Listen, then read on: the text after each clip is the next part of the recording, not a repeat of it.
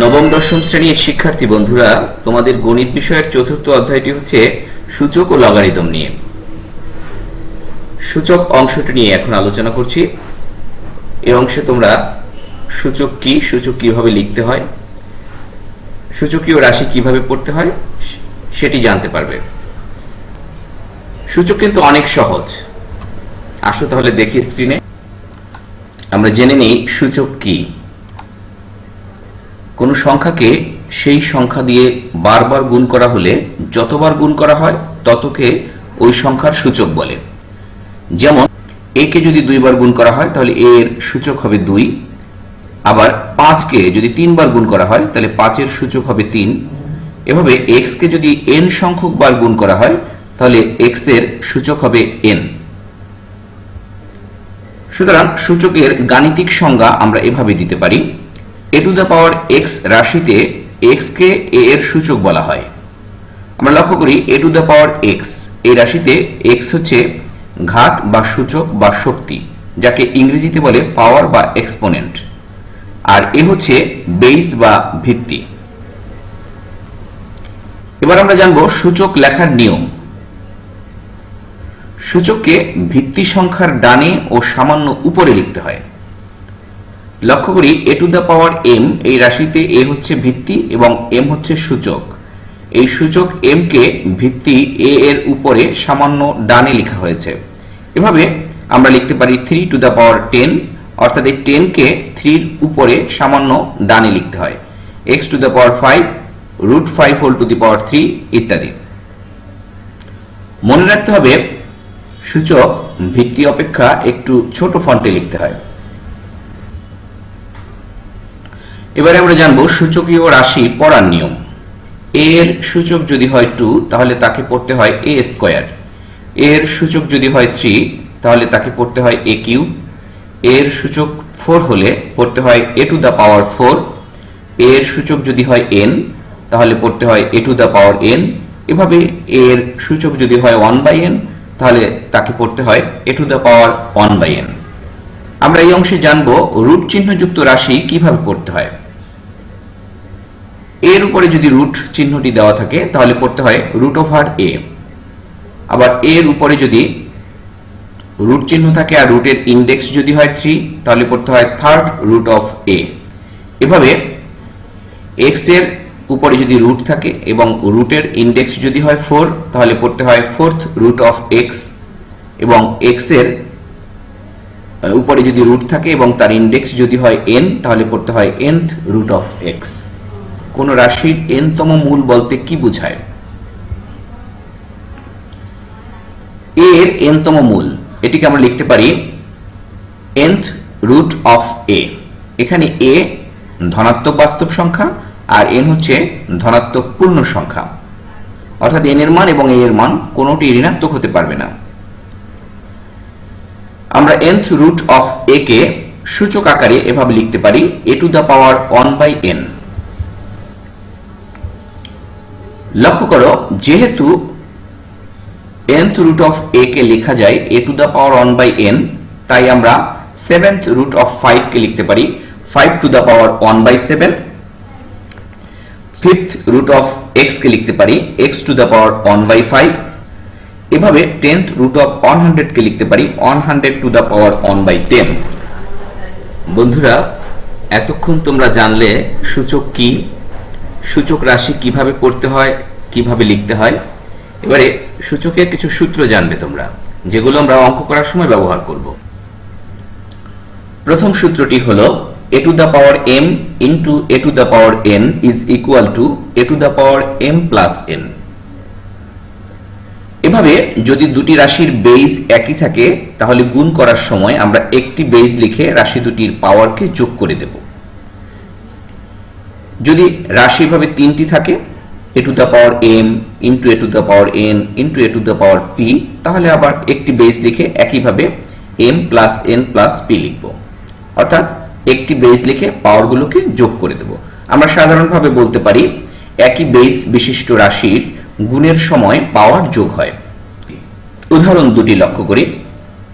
x to the power 5 into x to the power 3 এটিকে আমরা লিখতে পারি x to the power 5 plus 3 is equal to x to the পাওয়ার 8।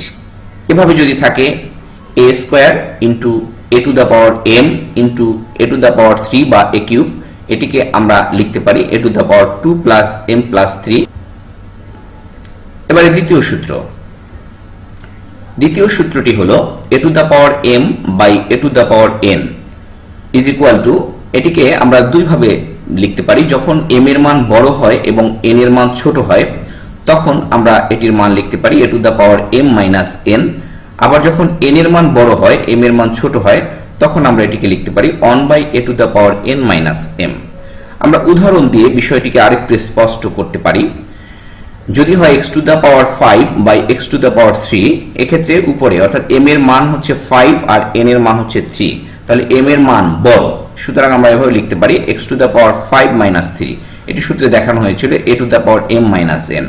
আমরা বলি একই বেস বিশিষ্ট দুটি রাশির ভাগের সময় পাওয়ার মাইনাস হয়, তো 5 মাইনাস 3 ইজ ইকুয়াল টু 2। সুতরাং আমরা পাচ্ছি x to the power 5 by x to the power 3 is equal to x to the power 2। যদি এমন হয় x to the power 3 by x to the power 5 is, তখন আমরা লিখতে পারি অর্থাৎ m এর মান ক্ষেত্রে ছোট n এর মান বড়, তখন আমরা লিখতে পারি 1 by x to the power m minus n মানে 5 minus 3 is equal to 1 by x to the power 2 অর্থাৎ 1 বাই x স্কয়ার। এবারে তৃতীয় সূত্রটি জেনে নেই। a to the power m whole to the power n এমন যদি থাকে তাহলে আমরা তাকে লিখব a to the power m into n, therefore a to the power mn। অর্থাৎ পাওয়ারের উপরে পাওয়ার থাকলে পাওয়ারে সরাসরি গুণ হয়। এভাবে ab whole to the power n, এটিকে আমরা লিখতে পারি a to the power n into b to the power n is equal to a to the power n b to the power n। এভাবে আবার a to the power m into b to the power n whole to the power n, এটিকে আমরা লিখতে পারি এই বাহিরের পাওয়ারটি ভিতরের m এর সাথে গুণ হবে এবং n এর সাথেও b এর পাওয়ার যে n রয়েছে n এর সাথেও গুণ হবে। অর্থাৎ আমরা এটিকে লিখতে পাচ্ছি a to the power mn into b to the power n square. n এবং n গুণ করলে হচ্ছে n স্কয়ার। আমরা এভাবে গুণ চিহ্নকে অ্যাভয়েড করে লিখতে পারি a to the power mn into b to the power n square.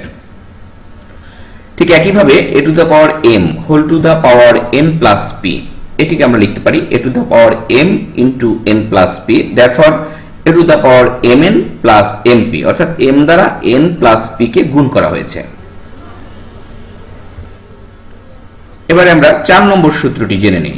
b এর মান যদি 0 না হয় তবে a by b whole to the power m কে আমরা লিখতে পারি a to the power m by b to the power m।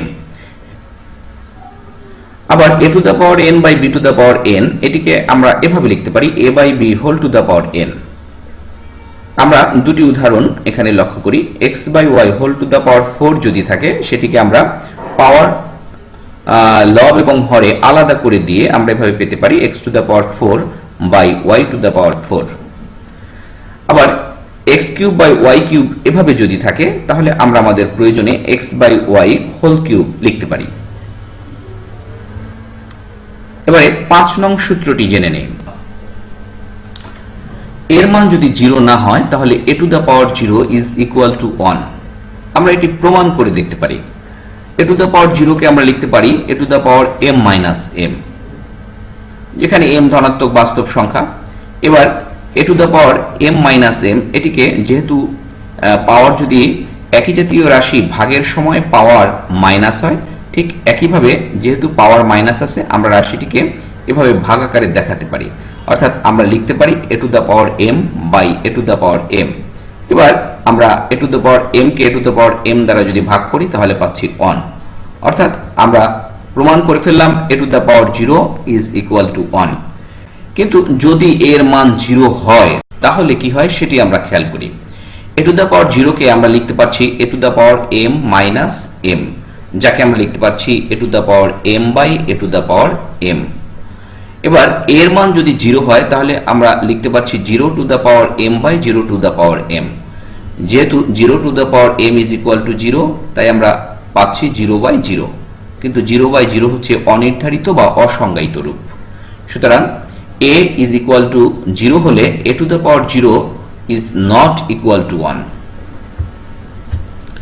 এবারে 6 নং সূত্রটি জেনে নিই।